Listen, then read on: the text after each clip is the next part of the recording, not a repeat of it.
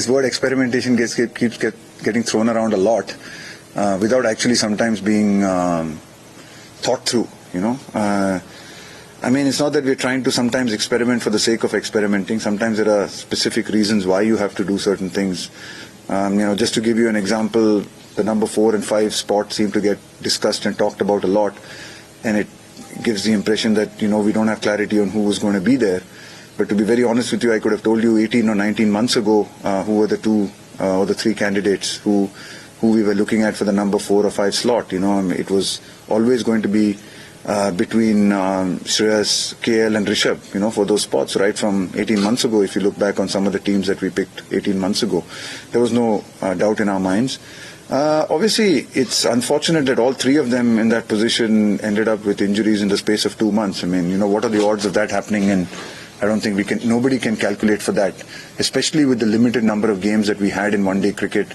You're also focusing on a T20 World Cup or World Test Championship. You're trying to balance all of that out. You're trying to give enough game time to people. And all 3 of the guys who were sort of pushing for those 2 spots got injured in the space of 3 months, and not small injuries, right? Serious injuries. All 3 of them have had to go under the knife and haven't had operations. So when that happens, then you have to react to that. Then you've got to try and put other people in those positions, see who can do it, just in case, you know, come a World Cup or come a big event, they are not able to get ready, right? You can't predict. We cannot predict whether they'll 100% get right or not, right? We're all, as we're seeing even now with KL, sometimes you've got to give it a week extra, a week less. These things can happen.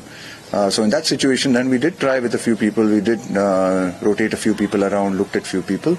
But, you know, it's good to know that at least 2 of the 3 seem to have, you know, got to a point where they've recovered and should be available for us. So that's good to know. But in the meanwhile, when people are not available, you have to try other people and you have to look at other people. So I mean, I think at this point of time for us, it's really about just giving game time to people and ensuring that, you know, we give them enough opportunities to play in the roles that they're going to play at in the tournament. And yeah, that's always been the endeavor.